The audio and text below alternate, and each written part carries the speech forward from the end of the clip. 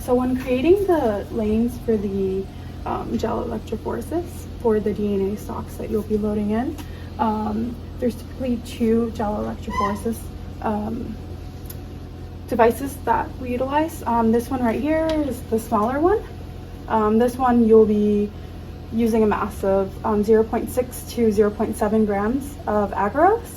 And then the one that I'll be utilizing today is actually laying here on the rack drying from last night. So we'll be utilizing this one. It's the 20 lane gel electrophoresis system.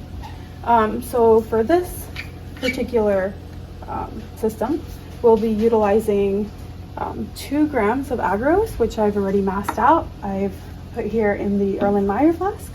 And then we'll be pouring out 250 milliliters of TAE solution, and we can utilize a graduated cylinder in order to do that. The graduated cylinder that's located right here, we can utilize this one. So we're just going to go ahead and pour out 250 milliliters, which is right here, of the TAE solution.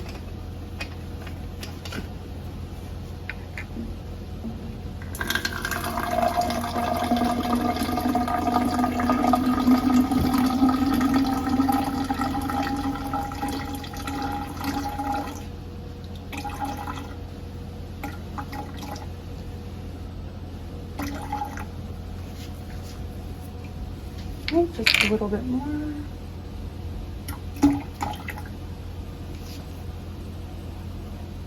All right, that's perfect.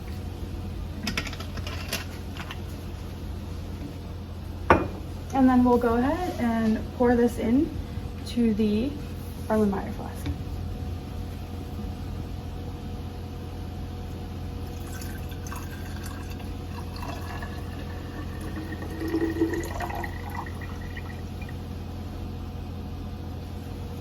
All right, we'll set this aside. And now we'll go ahead and microwave the Erlenmeyer flask on 1.5 minutes on high, and then we'll go ahead and take it out and see where it's at.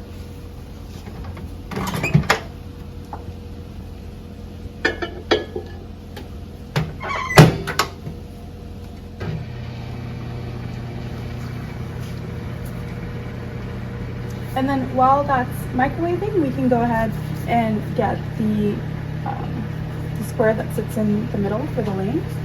And that was also sitting right here on the rack that we utilized. And when you go ahead and situate this in, you're not going to want to put it so that way the gel flows out. You're going to want to create a barrier. So you just go ahead and push that down like that. And you can also go ahead and make sure that that there's no water leaking out of the sides if you want to test that out. So we have water right here. All right, so here's some water. We'll go ahead and pour a little bit of that. And we can go ahead and see if it flows out on the sides over here. And it's not, and then see if it flows out on the sides over here. And it's not. So we're gonna go ahead and pour that water out.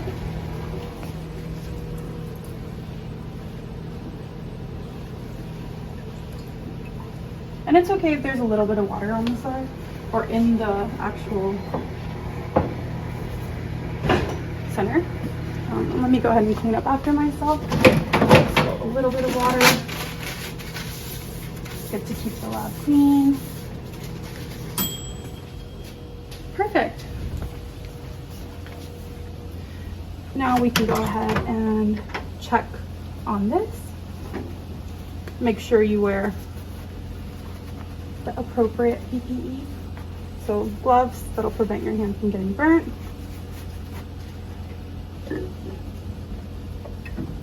So let's check on it.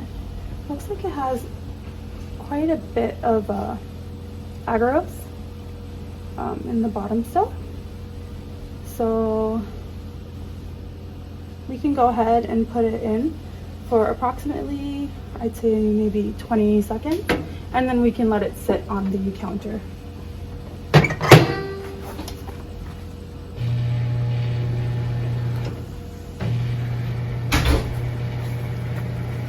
Alright, so while we wait for that, sometimes it's good to go over the procedures to make sure that you're prepared to move on to the next step.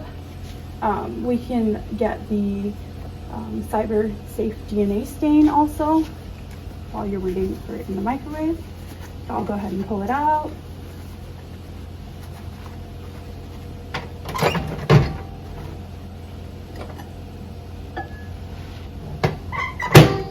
There's some agar left that needs to go into solution, but we can go ahead and put it in for another, say, 20 seconds. Because ideally you would like, and you'd want to make sure that there's only a little bit of agar left, so you can set it on the counter and let it dissolve into this TAE solution. All right, we can go ahead and get that stain, and it's located here in the first cabinet in room 282. Also, the agarose that I had masked out earlier is located right here. We can go ahead and get the stain.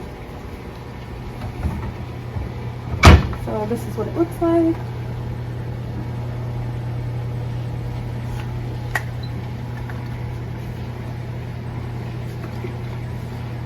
All right, make sure that's in there. Check on this again.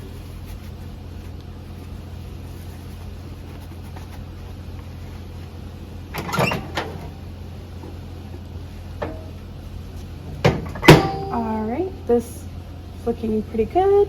There's some bubbles, and we can let that sit on the counter for the bubbles to dissipate. While we're letting that sit in the counter, we can go ahead and get a pipette to measure out. If you're using the small tray, it's going to be 7 microliters. If you're using the 20 lane tray, it's going to be 20 microliters of the stain. All right, I'll go ahead and get that pipette while this is sitting right here. You're also going to want to cover this with a glove.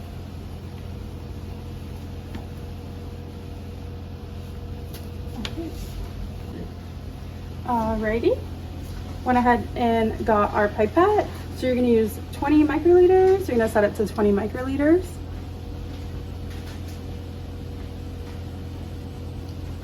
Alright, make sure you get the appropriate tip. We're going to go ahead and set the pipette down, and then check on our gel. Make sure you use gloves. So, looking pretty good.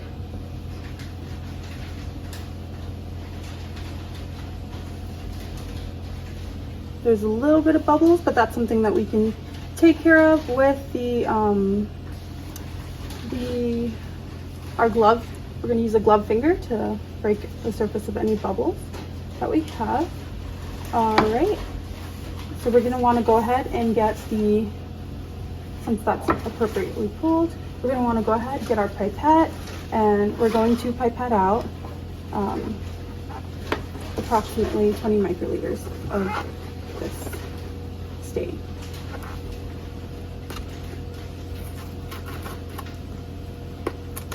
When you're working with solutions like DNA stock, you're going to want to make sure you always use your autoclaved pipette tips.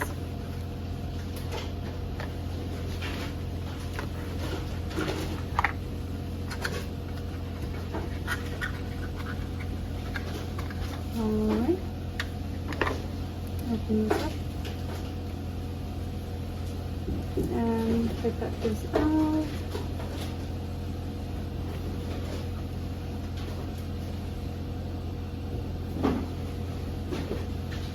20 microliters right there.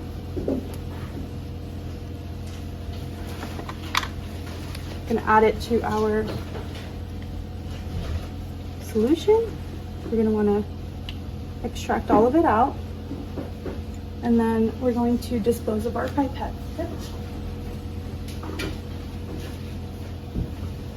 And then we are going to utilize the gloves and just swirl it in here.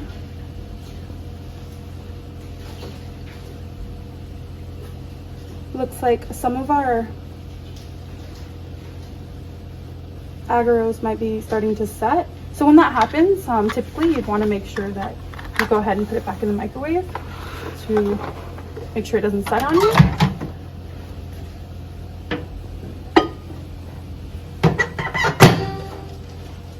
You try to do that before you add the stain, but since ours started setting, you're going to go ahead and try to dissolve the agarose.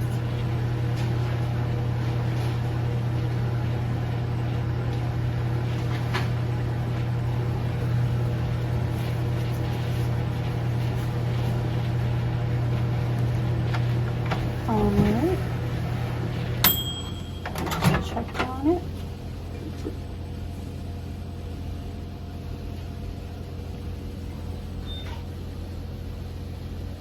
Alright, we're looking good. We don't have any agarose, those are just bubbles. We're gonna go ahead and get our lane, which has been over here. We're going to want to place our lane inside, and then we're going to want to pour the solution. So it's best to pour the solution closer to the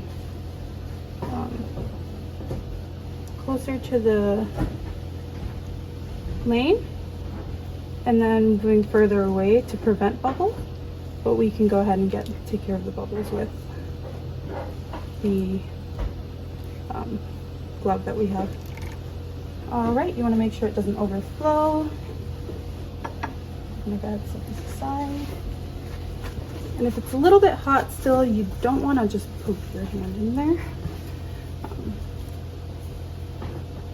So we'll just let it sit. And then sometimes what you can do is use a pipette tip to take care of any bubbles that you see. If you don't want to use your gloved hand. So when you see a bubble right there, and then if you see any bubbles over here, and then any smaller bubbles, you can just pull it closer to the end over here, so it doesn't affect your lane.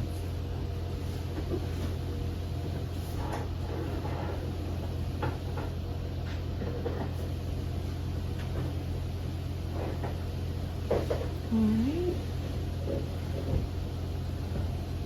And then you can go ahead and close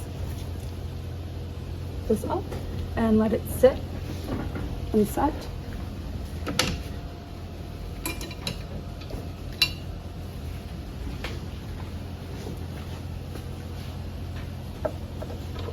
Alright, go ahead and close it, and you just go ahead and let it set. And then you come back to it and follow the steps in the second part of the procedure. So today I'll be showing you how to make the different solutions that we'll be loading into the gel. So right now I'm going to be loading circular and linear DNA, as well as lambda, which is a marker. So for our solutions, I have these Eppendorf tubes, and I've marked them with C for circular, L for linear, and lambda for the marker.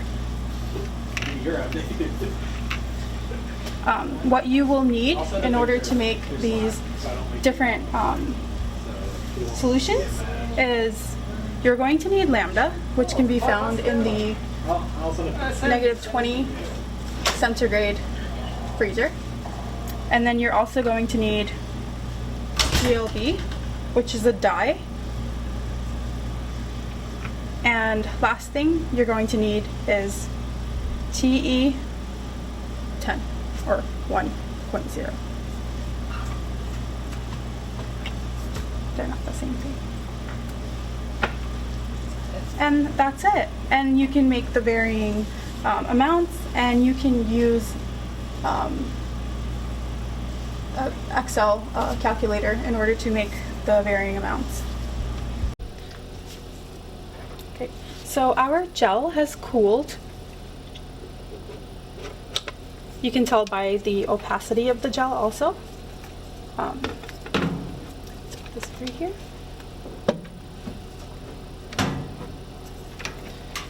So what we're going to want to do is we're going to pick this up, and it's a little bit of the arm wrestle. You're going to carefully take this out and then turn it so that way the lanes out are to the left, closer to the black node right here. And then you're going to pull this out gently, make sure you don't. All right, so pull that out, you set this aside, and then we're going to want to pour our TAE solution from before. We just made enough to fill up the wells as well as the middle of the gel.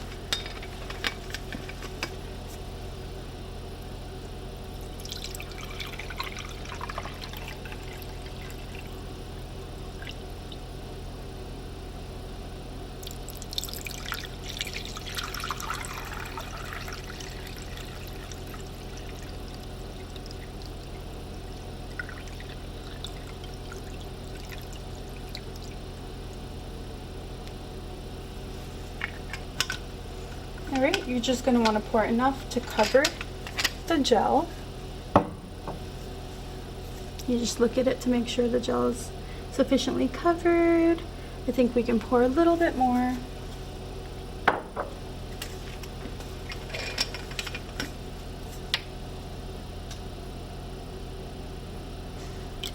Alright.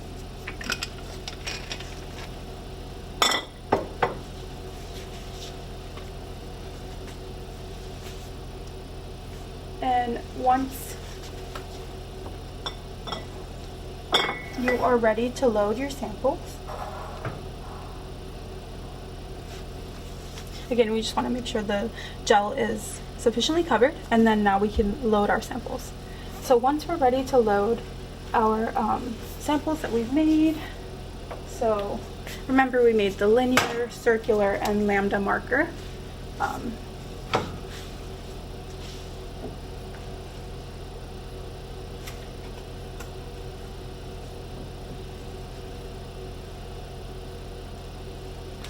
You're going to also want to make sure you're not loading the samples all the way to the left on the first available well. So you'll notice that this creates a well in the gel to make sure there's enough space for the liquid that you're loading in each lane. So you want to make sure that you don't load whatever your sample is into the outside portions of the wells. So these outside portions, you want to stick to the inside portions. It'll create a better reading.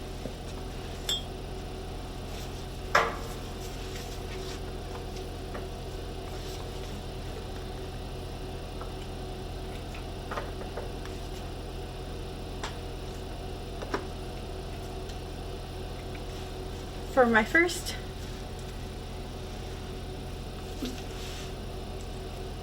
sample, it's going to be the circular DNA. I'm going to be loading that, and it's going to be 5 microliters. And when you get the pipette into the Eppendorf tube and you load the 5 microliters, you're going to want to make sure you pipette it to make sure everything's mixed around and you're getting the 5 microliters. All right. And I've already marked it out so that way I know which lane I'm loading this 5 microliters into. It's a good practice to separate your solutions from each other. So I'll separate the linear DNA from the circular DNA and put lambda markers, and I won't put them close together. All right, so I'm going to be loading this into lane 5. I'm going to rest my elbow, count to lane 5, 1, 2, 3, 4, 5, and you're going to want to make sure you can see it properly.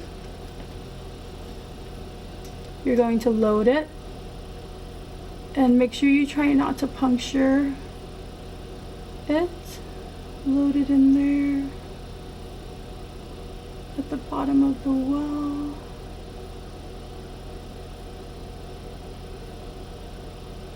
And then slowly pull out. And it takes practice.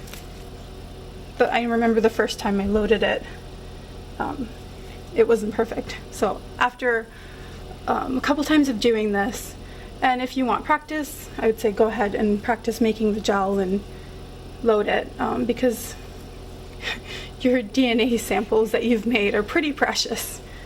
All right, so there's one sample loaded, and you're going to want to eject this into the trash.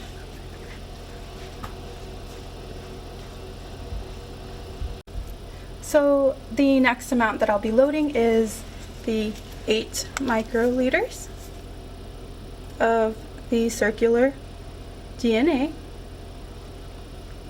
Again, I insert the pipette tip. I make sure that I don't get bubbles.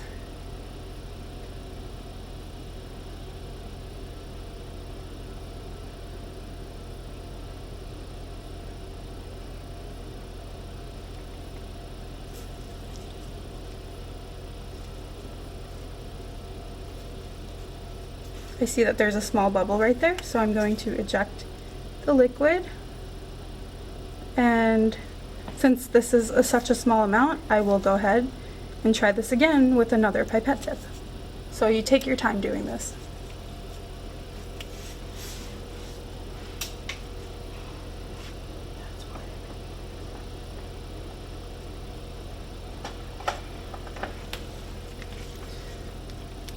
All right.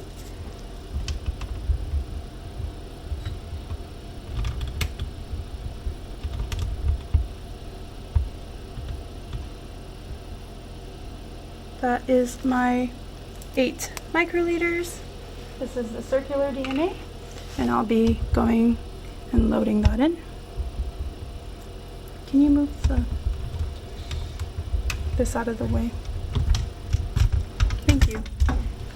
It's good to look over to make sure you're putting it in the right well. And go ahead and eject.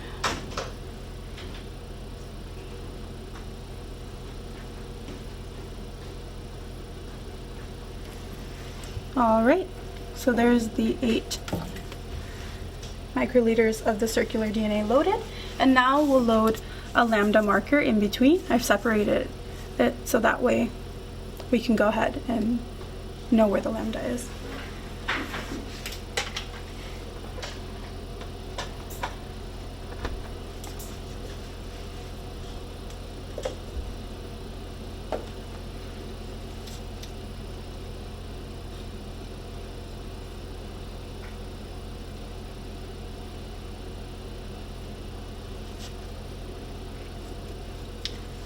So I'll be loading in 5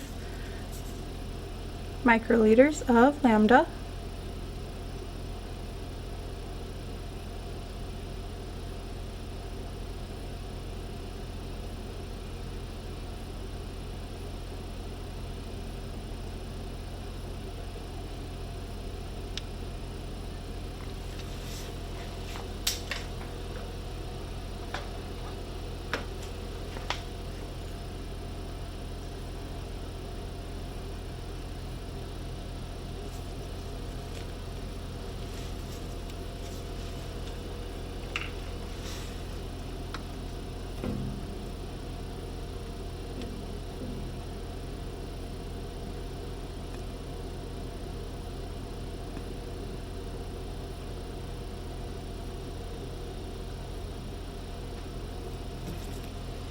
Also, to make sure that the solution gets properly loaded into the well, it's a good idea to eject the solution and then wait so it can settle for a little bit and then pull it out slowly.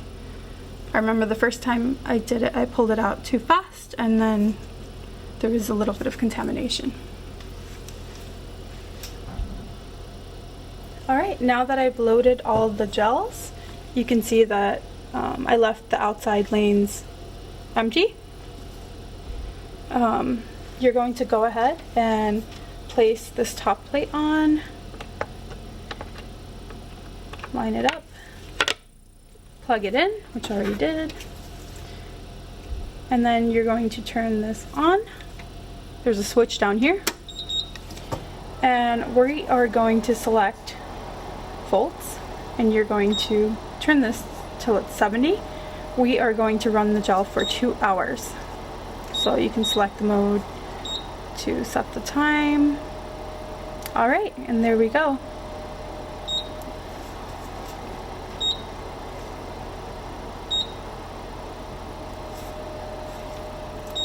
And then you press the on button and we're good to go.